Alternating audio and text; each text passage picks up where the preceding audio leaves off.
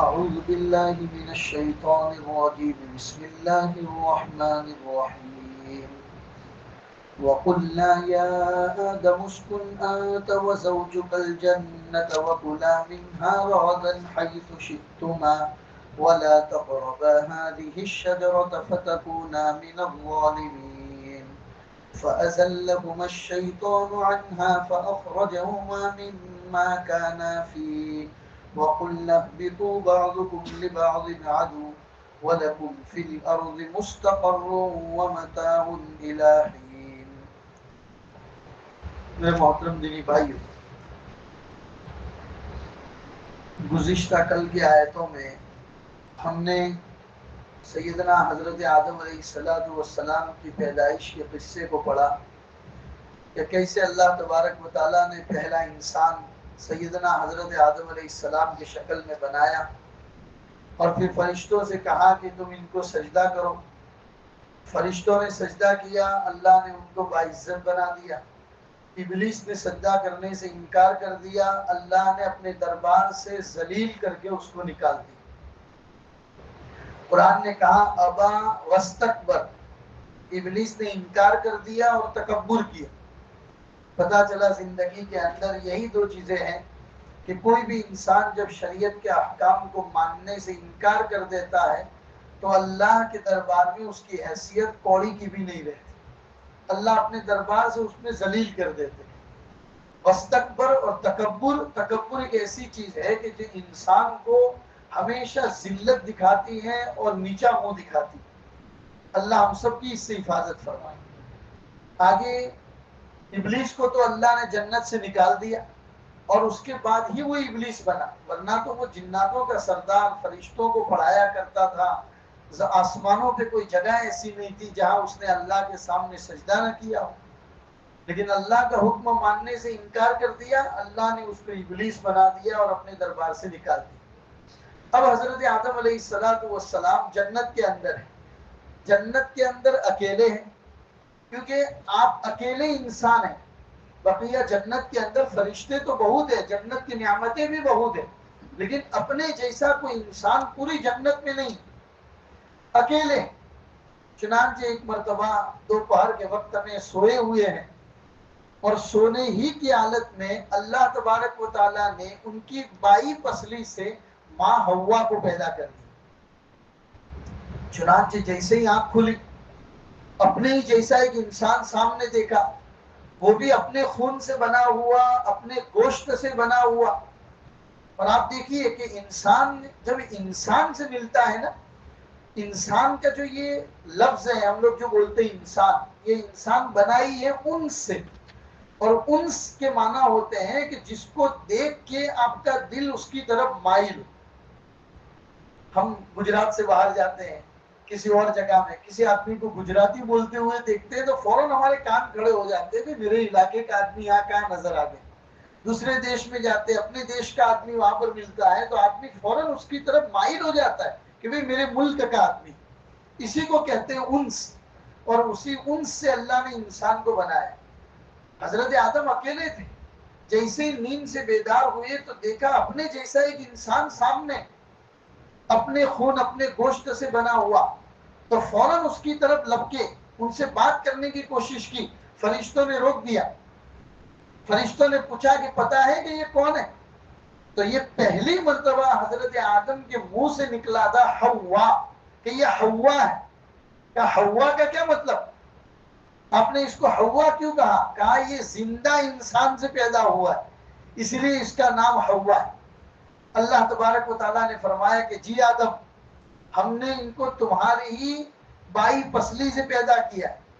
چنانچہ مسلم شریف کی روایت ہے، بخاری شریف کی روایت ہے کہ نبی کریم صلی اللہ علیہ وسلم نے فرمایا کہ اللہ نے عورت کو انسان کی ٹیڑھی پسلی سے پیدا کیا ہے، لہذا اس کے ساتھ سختی کا معاملہ نہ کرو، اس کو ڈرانے کی کوشش نہ کرو.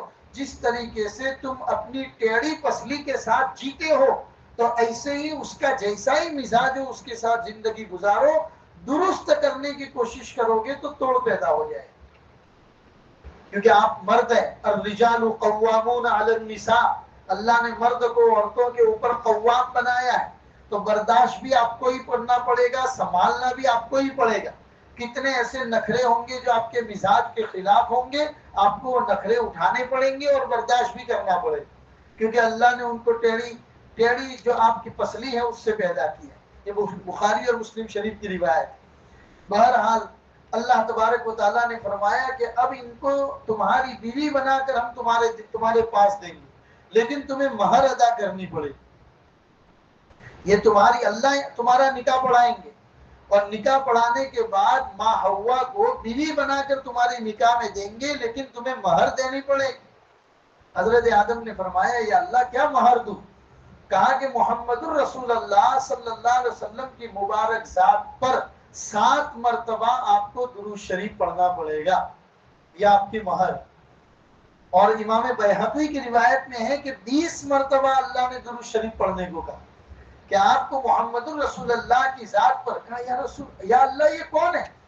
کہا یہ تمہاری اولاد میں سے ہی ہیں، سب کے اخیر میں آئیں گے لیکن تمام نبیوں کے سردار ہوں گے، سید الانبیاء والمرسلین، تمام انبیاء اور تمام رسولوں کے یہی سردار بنیں گے، تمہاری اولاد میں سے۔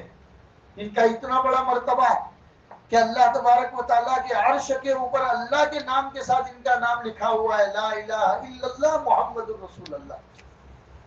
چنانچہ حضور کے اوپر 7 مرتبہ اور ایک روایت میں 20 مرتبہ درود شریف پڑھا گیا، اللہ نے نکاح پڑھوایا اور بیوی بنا کر ماں حوا کو ان کے نکاح میں دیا۔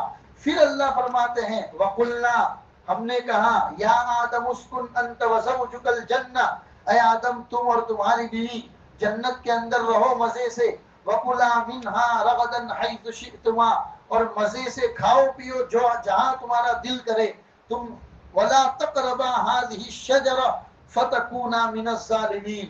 پوری جنت تمہاری، پوری جنت اللہ فرماتے ہیں ہم نے تمہارے لیے بنائی ہے، جنت کی تمام نعمتیں کھانے پینے کی سب تمہارے لیے ہیں، صرف ایک جگہ ہے، ایک درخت بتایا کہ اس درخت کے قریب آپ کو نہیں جانا ہے، وَلَا تَقْرَبَا هَذِهِ الشَّجَرَةَ، اس درخت کے قریب مت جانا، اگر گئے فَتَكُونَا مِنَ الظَّالِمِينَ تو تم ظلم کرنے والوں میں سے ہو جاؤ۔ اب وہ کون سا درخت تھا؟ نہ قرآن نے بیان کیا، نہ محمد رسول اللہ صلی اللہ علیہ وسلم کے حدیثوں میں اس کا تذکرہ ہے۔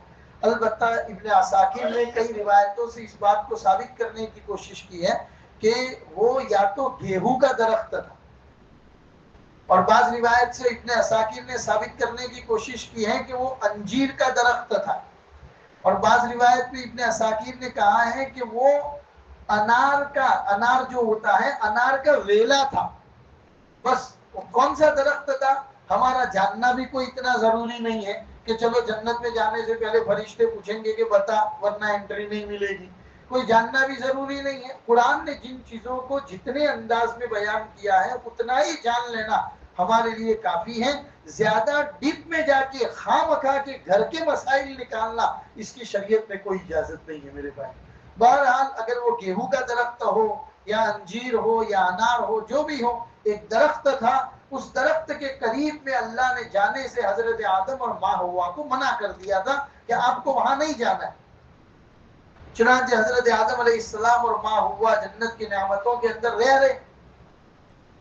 شیطان کو تو اللہ نے جنت سے نکال دیا، پہلے ہی جب اللہ نے شیطان کو کہا تھا کہ آدم کو سجدہ کرو، اس نے نہیں کیا، تو اسی وجہ سے اس کی حسد کی آگ اور بڑھی ہوئی تھی انسان کے خلاف، اسی وقت وہ انسان کا دشمن بن گیا تھا۔ دوسری مرتبہ جب اللہ نے دربار سے نکال دیا اس کو کہ اب میرے دربار میں تیری انٹری نہیں ہے، نکل جاؤ میرے دربار سے، اب اس کی حسد کی آگ اور بڑھی ہوئی تھی۔ اسی وقت اس نے موقع کا فائدہ اٹھا کر اللہ سے یہ ڈیمانڈ کی تھی کہ اے اللہ جب تک یہ دنیا باقی رہے تب تک تو مجھے زندہ رکھ، اتنی طاقت مجھے دے کہ جب تک یہ دنیا باقی رہے گی تب تک میں زندہ رہوں۔ اللہ نے فرمایا کہ جا، جب تک یہ دنیا باقی رہے گی تب تک تو زندہ رہے۔ چنانچہ روایتوں میں آتا ہے کہ اسرافیل علیہ السلام جب پہلی مرتبہ سور پھونکیں گے اور دنیا جب ختم ہوگی اس وقت یہ ابلیس اور اس کی نسلیں بھی ختم ہو جائے، تب تک وہ زندہ رہے۔ حضرت آدم اور ماں حوا جنت کی نعمتوں میں گم رہے، لیکن ابلیس کا حسد دن بدن بڑھتا جا رہا ہے۔ اس نے کہا کہ یہ کیسا، میں نے پورے آسمانوں پہ سجدہ کیا، میرے بعد ایک انسان پیدا ہوا، میں نے سجدہ نہیں کیا تو اس کو تو جنت میں اعلیٰ مقام مل گیا اور مجھے ذلیل کر کے نکال دیا۔ بس یہی بات تھی جو اس کے حسد کو بڑھا رہی تھی۔ وہ دن بدن کوشش کر رہا تھا کہ کسی نہ کسی طریقے سے وہ جنت میں دوبارہ جائے اور حضرت آدم علیہ السلام کو بہلا پھسلا کر، ان کی بیوی کو بہلا پھسلا کر اس درخت کے قریب لے جائے جہاں جانے سے اللہ نے منع کیا۔ چنانچہ اس نے بڑی کوششیں کی جنت میں جانے سے، اور جنت کے جتنے رضوان تھے، جنت کا جو واچ مین ہوتا ہے اس کو رضوان کہتے ہیں، جنت کے رضوان اس کو روک دیا کرتے تھے۔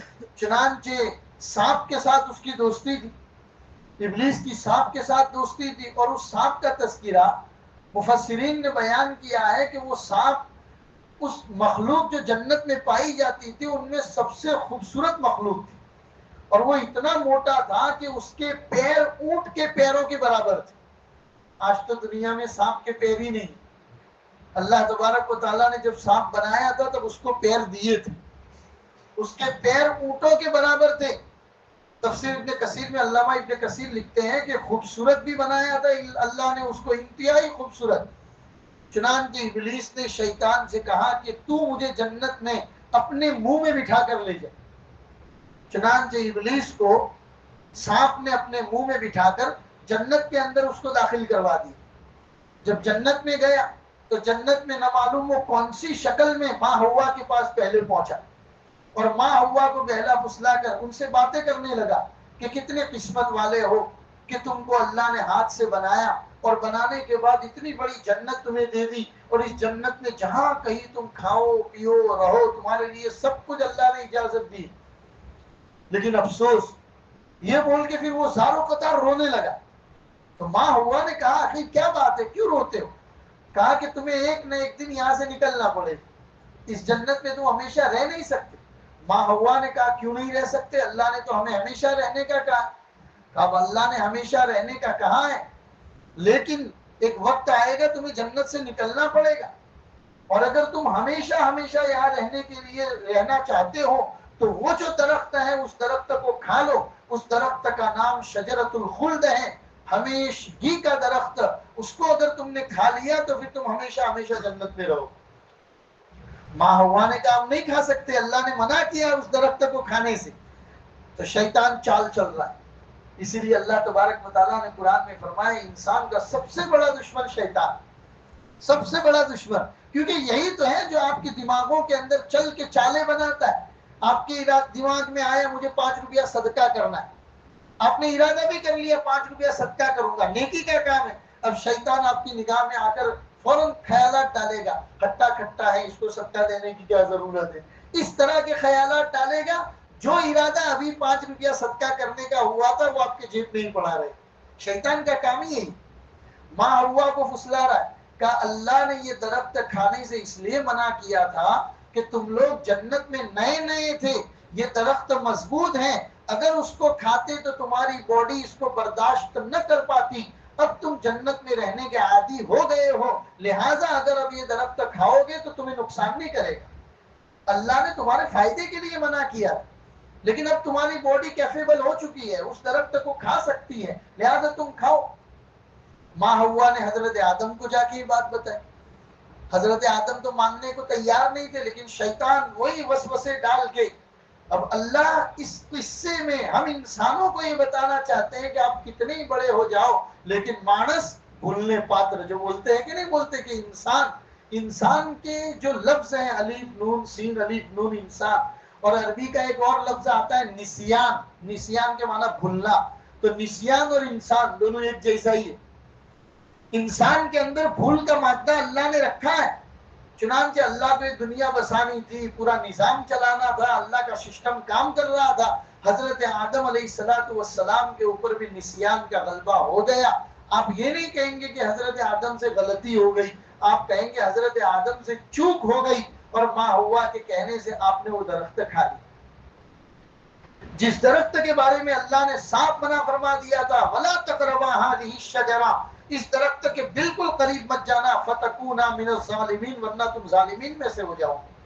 لیکن شیطان اپنا کام کر گیا، فَأَزَلَّهُمَا الشَّيْطَانُ عَنْهَا فَأَخْرَجَهُمَا مِمَّا كَانَا فِيهِ، चुनांचे शैतान ने उनको फुसला दिया और जन्नत से निकलने पर मजबूर कर दिया।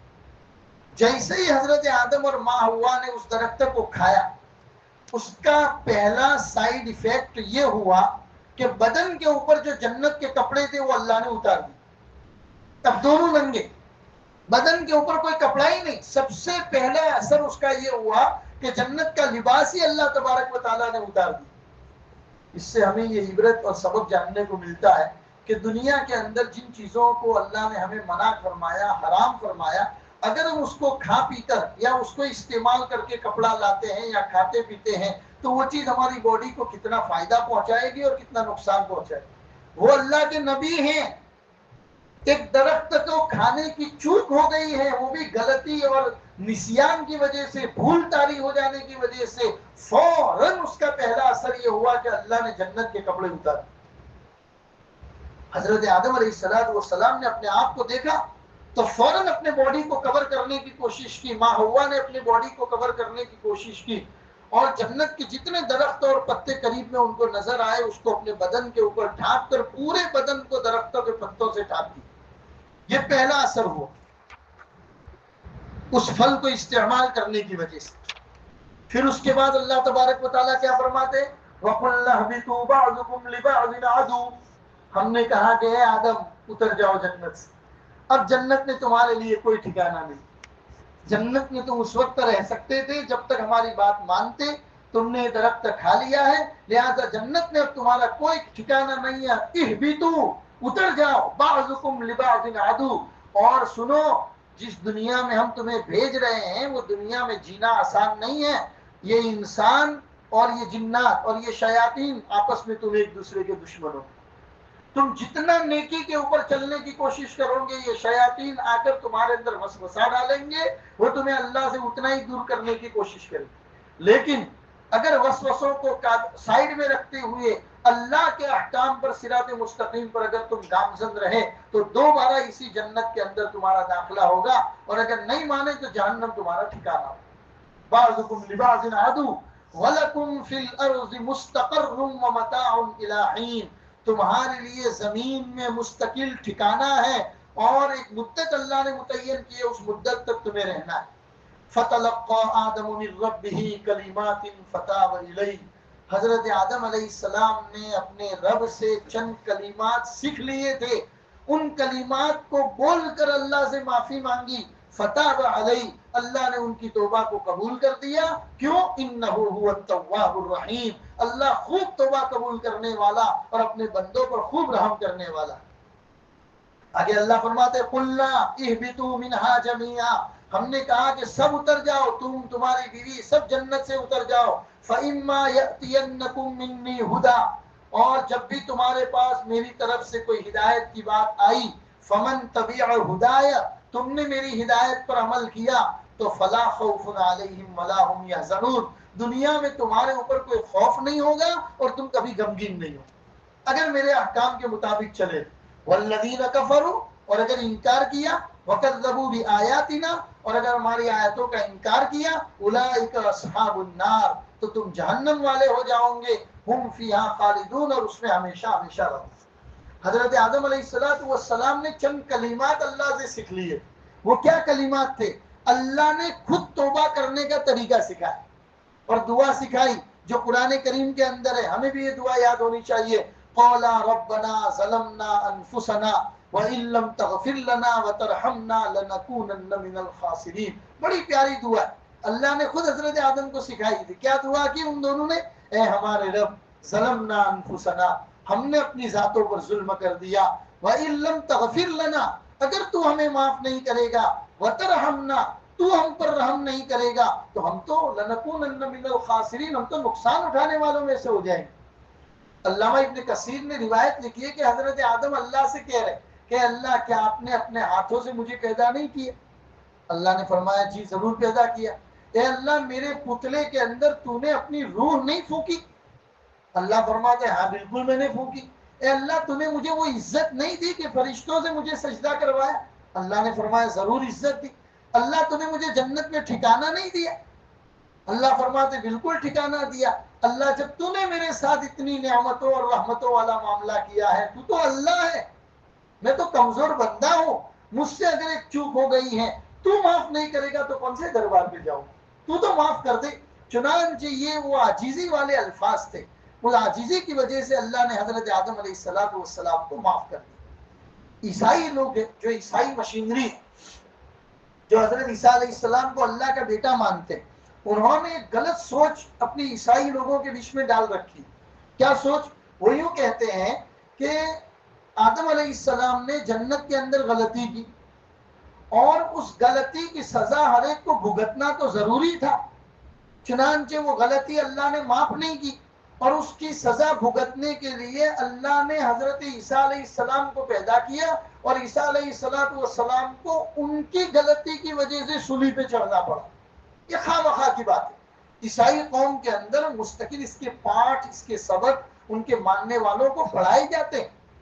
ہم لوگ ایک مرتبہ جب ناگالینڈ, میزورم وغیرہ کی طرف گئے اور وہاں کے عیسائی مشینریاں جو ہمارے نوجوان بچے بچیوں پر کام کرتے تھے ان سے ملاقات کی, تو انہوں نے یہ پوری باتیں ہم کو بتائی کہ ہم کو مستقل یہ بتایا جاتا ہے کہ آدم کی بھول کو اللہ نے معاف نہیں کیا تھا, اور اس بھول کی سزا حضرت عیسیٰ کو دینی پڑی. اللہ نے اپنا بیٹا پیدا کیا, نعوذ باللہ, 1000 مرتبہ نعوذ باللہ. حضرت عیسیٰ کو اللہ کا بیٹا مانتے کہ اللہ نے اپنا بیٹا پیدا کیا اور اس کو وہ سزا دلائی, تب جا کے آدم کی غلطی معاف ہوئی. یہ خواہ مخواہ کی باتیں انہوں نے چلا کے رکھی ہیں. اللہ صاف فرماتے ہیں کہ انہوں نے ہمارے سامنے توبہ کی اور ہم نے ان کی توبہ کو قبول کر دیا. اب حضرت آدم علیہ السلام جنت میں رہے کتنا, تو میں نے کل آپ کو بتایا تھا. ایک روایت میں آتا ہے کہ ایک گھڑی رہے, اور وہ گھڑی کیا تھی, تو کہتے ہیں عصر کا وقت جو آتا ہے وہاں سے لے کر مغرب کے وقت تک کے بیچ کا جو فاصلہ ہے اتنا ہی آپ جنت میں رہے. لیکن وہ جنت کا وقت تھا, دنیا کے 127 سال ہوتے, دنیا کے 127 سال کے برابر وہ جنت کا وقت تھا, عصر اور مغرب کا. اتنا حضرت آدم علیہ السلام جنت کے اندر رہے. جب اللہ تبارک و تعالیٰ نے آپ کو اتارا تو آپ کے ہاتھ میں ایک عصا تھا, لکڑی تھی, جو بعد میں حضرت موسیٰ علیہ السلام کا عصا بنا. حضرت موسیٰ علیہ السلام نے اس لکڑی سے اپنے زمانے میں بہت کام کیا. وہ لکڑی جنت سے اتری ہوئی تھی, حضرت آدم خود لے کر آئے تھے.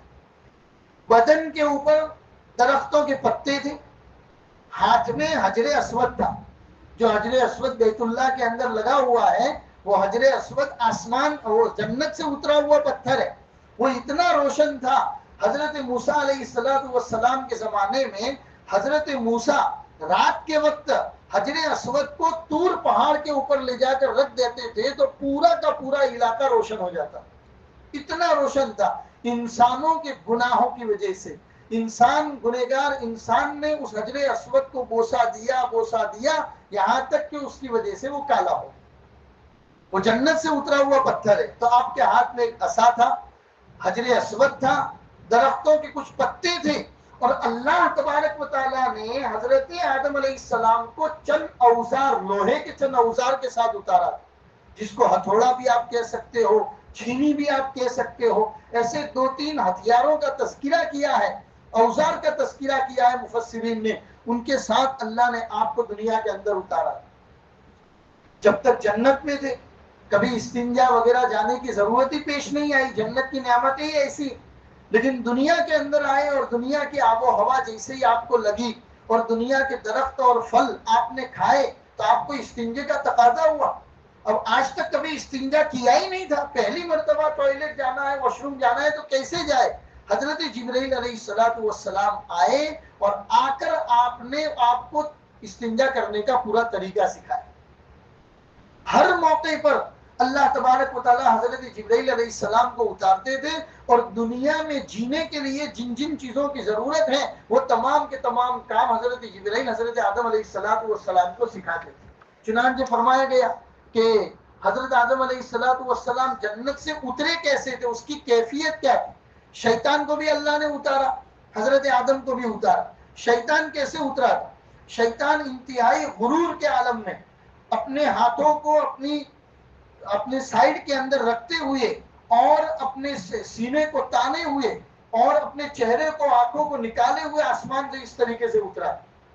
اس لیے آپ کو معلوم ہو تو ہمارے بڑے بوڑھے لوگ نوجوان لڑکے کو اس طریقے سے کھڑے رہنے سے منع کرتے تھے کہ یہ عورتوں کی عادت ہے، کیا مرد بن کے اس طریقے سے ہاتھ رکھ کے کھڑا ہے، منع فرمایا کرتے تھے، شیطان کا طریقہ۔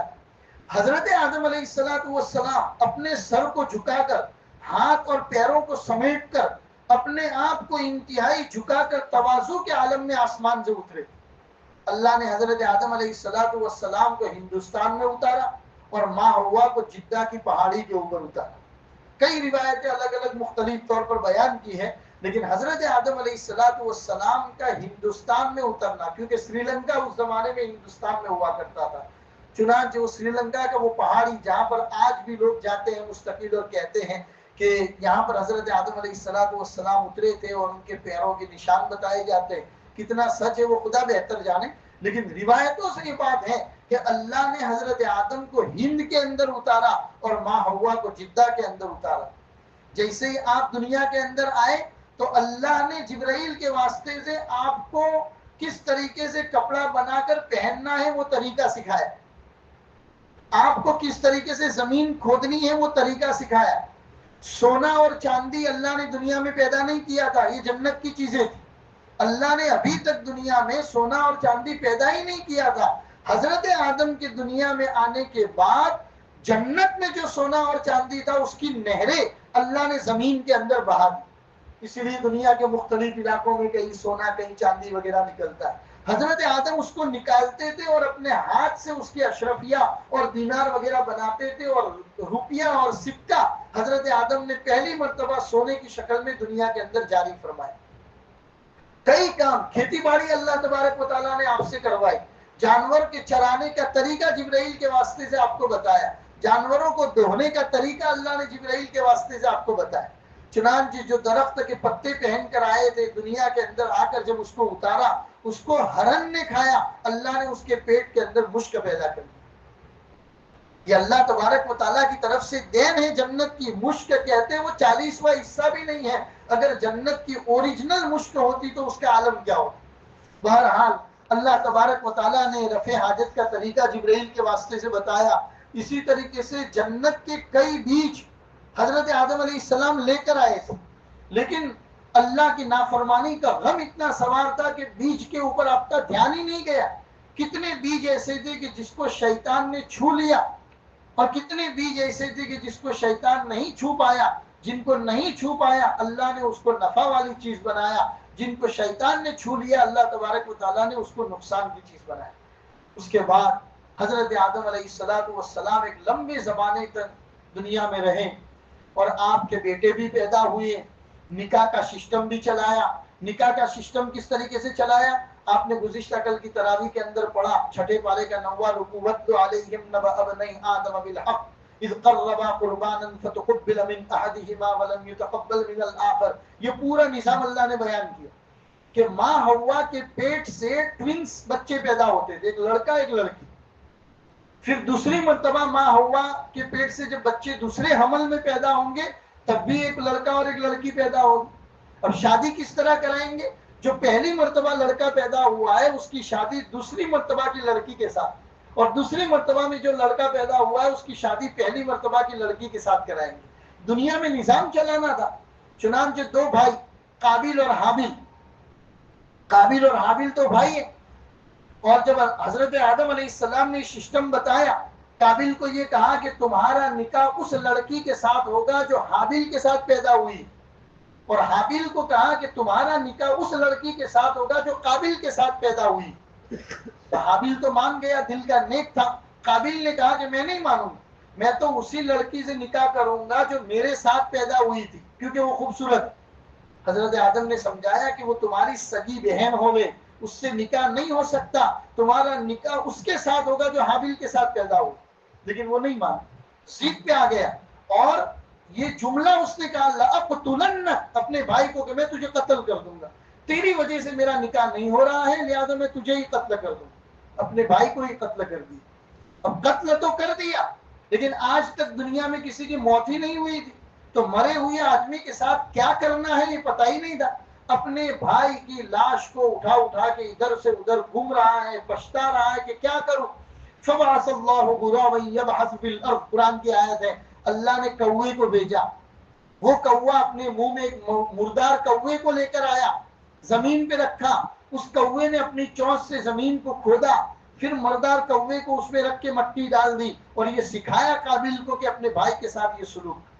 یہ قصہ سنا کر نبی پاک صلی اللہ علیہ وسلم نے صحابہ کو فرمایا کہ قابل پہلا آدمی تھا جس نے دنیا کے اندر خون بہایا غلط طریقے سے، قیامت تک دنیا میں جتنے بھی غلط طریقے سے کسی کا مرڈر ہوگا اس کو تو اس کا گناہ ہوگا ہی ہوگا، لیکن اس کے گناہ کا ایک حصہ قابل کے نامہ اعمال میں بھی لکھا جائے گا۔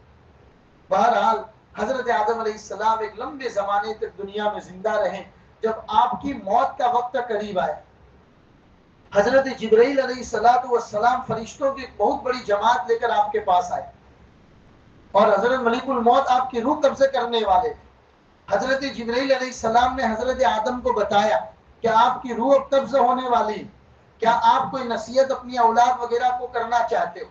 آپ نے کئی ایسی نصیحت کی باتیں جو اللہ نے وحی کے ذریعے آپ کو اتاری تھی، آپ نے اپنے بیٹوں کو، پھر آپ کی روح قبضہ ہو گئی۔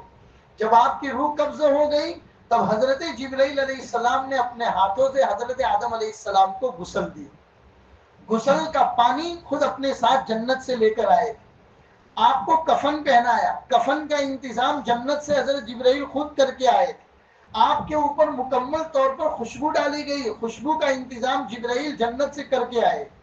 تمام چیزیں تیار کرنے کے بعد آپ نے اپنے تمام بیٹوں کو جمع کیا۔ جبرائیل نے کہا حضرت آدم کے بیٹوں کو یہاں کھڑے رہو اور دیکھو کہ ہم تمہارے والد کے جنازے کے ساتھ کیا کرتے ہیں، کیونکہ اب تمہیں دنیا میں اسی طریقے سے زندگی گزارنی ہے، مرے ہوئے آدمی کے ساتھ تمہیں ایسا سلوک کرنا ہے۔ پھر حضرت جبرائیل نے آپ کی نماز جنازہ پڑھائی، سب نے نماز جنازہ پڑھی، اور مسجد خیف، جو لوگ حاجی ہیں ہمارے وہ جانتے ہیں، ہمارے حاجی جو ہیں وہ جانتے ہیں، 5 دن جو مینا کے اندر رہتے ہیں، عرفات کے میدان میں رہتے ہیں، ان کو پتا ہے کہ مسجد خیف کہاں پر ہے مکہ میں۔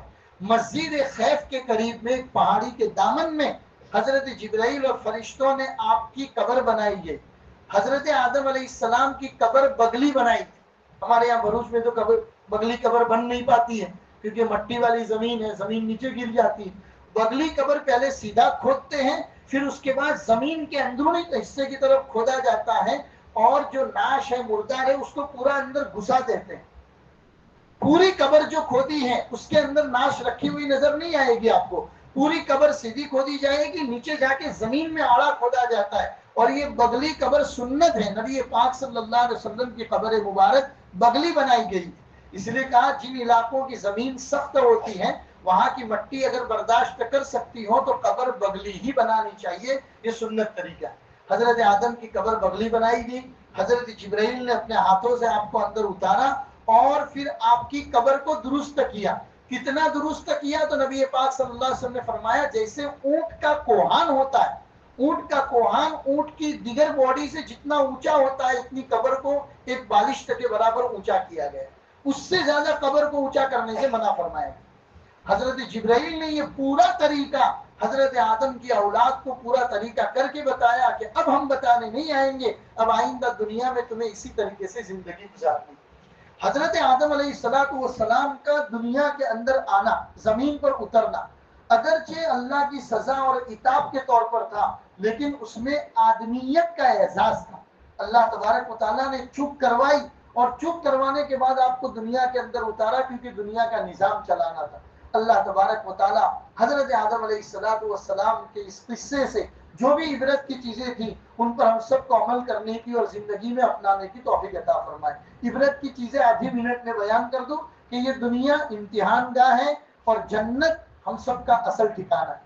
دنیا ہمیشہ کا ٹھکانہ نہیں ہے، یہ امتحان گاہ ہے۔ شیطان انسان کا کھلا ہوا دشمن، اسی لیے اعوذ باللہ من الشیطان الرجیم بار بار پڑھنے کو کہا گیا۔ یہ انسان کو ذہن میں بٹھانے کی بات ہے۔ تیسرا، انسان غلطی کر سکتا ہے، بڑی بات نہیں ہے۔ بڑی بات یہ ہے کہ انسان یہ بھول جائے کہ میرے اللہ کا توبہ کا دروازہ کھلا ہوا، یہ نہیں بھولنا چاہیے کبھی، چاہے کتنی بڑی غلطی ہو جائے اللہ کا توبہ کا دروازہ کھلا ہوا ہے۔ اور اس سے بھی بڑی بات، توبہ جب آدمی کرتا ہے تو اللہ کا محبوب بن جاتا ہے۔ توبہ کرنے والے بندے سے اللہ بہت زیادہ پیار کرتے ہیں۔ یہ واقعہ ہمیں بتاتا ہے کہ ہم کون ہیں، تاکہ یہ بندروں والا سسٹم جو ہے وہ ہمارے ذہنوں سے نکل جائے. ہم کیوں پیدا کیے گئے، اللہ نے ہمیں کیوں پیدا کیا، اور ہمارا دشمن کون ہے، اور ہماری کامیابی کا راستہ کس چیز میں چھپا ہوا ہے. یہ قصہ ہمیں ان چیزوں کو بتاتا ہے. اللہ عمل کی توفیق عطا فرمائے. وصلی اللہ علی النبی الکریم وعلی آلہ واصحابہ اجمعین برحمتک یا ارحم الراحمین.